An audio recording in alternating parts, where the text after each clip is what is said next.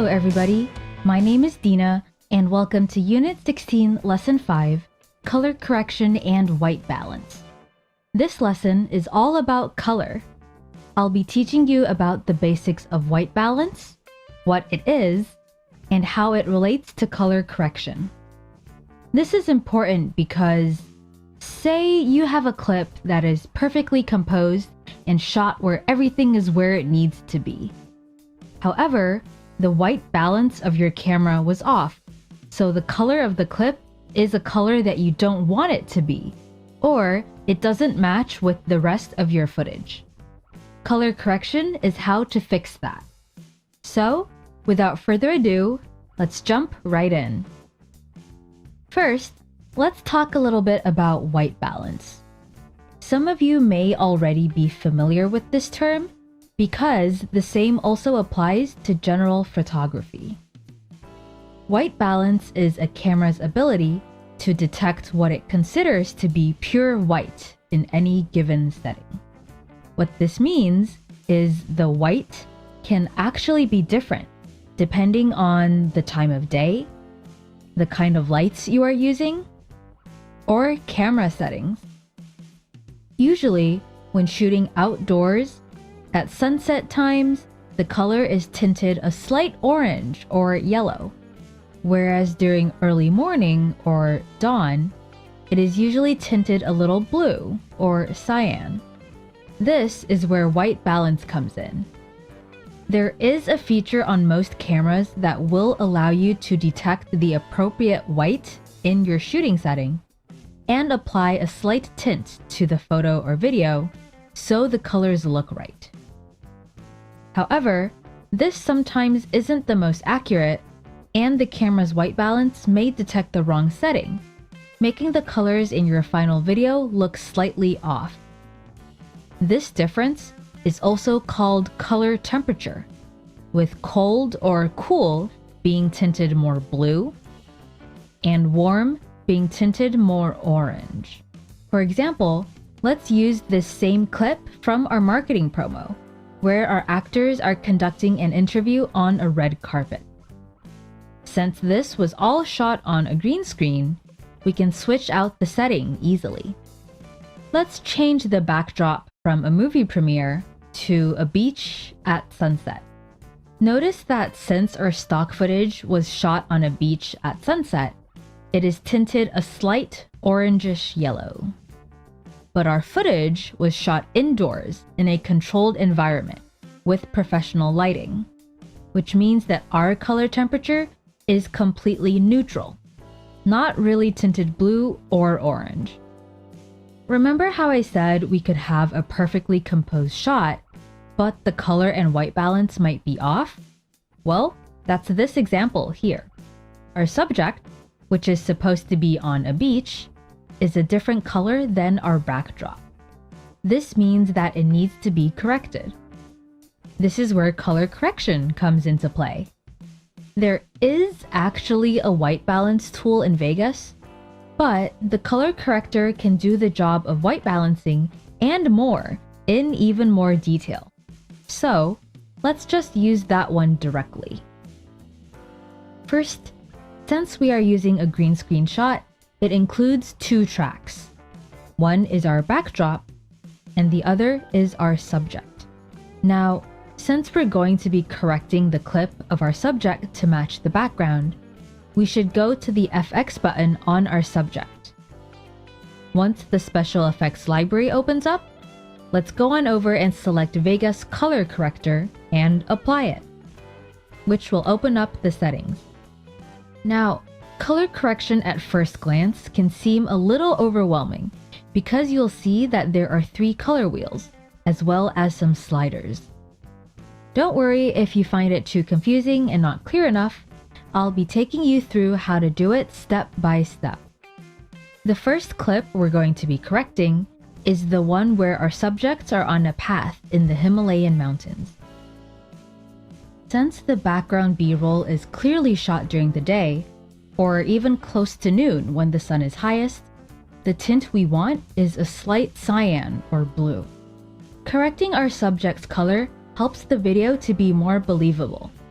We shot our footage in a controlled environment with studio lighting, so it's going to come off as neutral and very obviously shot indoors.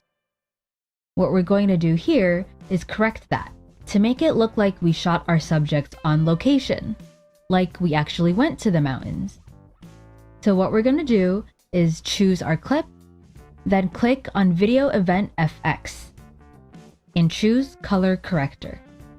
This will open up the window with your color correction settings, which allow you to change the lowlights, midtones, and highlights. These settings can be adjusted by these color wheels. These three terms are referring to the amount of light that your footage or frame currently has. Normally, footage that is shot with soft lighting will result in only very subtle changes when you make adjustments. However, if it were harsher lighting with harder shadows, that's when the difference would be more noticeable. So in the first wheel, Lows, if you drag the selector in the wheel towards a certain color, you'll notice that only the darker, shadowy parts of your picture will be altered to that color, not your whole image. Highlights are the opposite and refer to the areas in the picture that have the most light intensity. In our case, since the lighting was neutral and relatively soft, adjusting the color in the highs won't make too much of a difference, only a subtle one. Midtones are the sections in the picture where there is more consistent lighting. So adjusting this will most likely be enough to correct the lighting of our subject.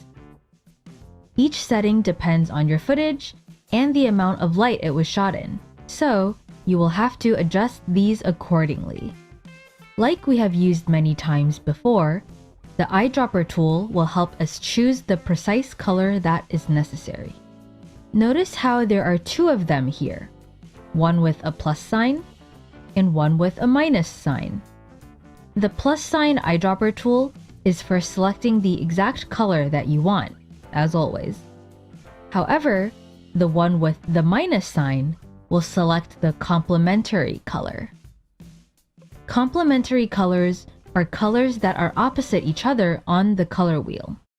For example, red's complementary color is green, and blue's is orange. For our example, we're only going to be adjusting the midtones of our picture. So let's go ahead and click on the eyedropper tool for the mids, and then go over to the preview window, where it shows both your background and your subject. Since our subjects appear neutral and don't really look like they're in the Himalayan mountains, our goal is to color them into a tinge that makes it more believable. Select a portion of the background that you want your subject to match. Usually, clicking once with the eyedropper tool lets you choose the color of that one pixel. But in this case, we want to choose a wider array of colors to help match our subject. To do that, simply click and drag the eyedropper tool in the preview window. The larger area you select, the more information Vegas will have to apply the correct settings.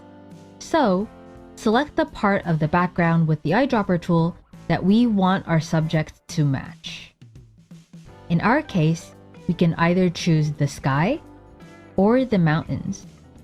And you'll see now that our subjects have become slightly bluish, coordinating with the cold-looking background that we have. Next, I'll show you another example with our subjects on a different background. This time, we're going to be using a beach at sunset.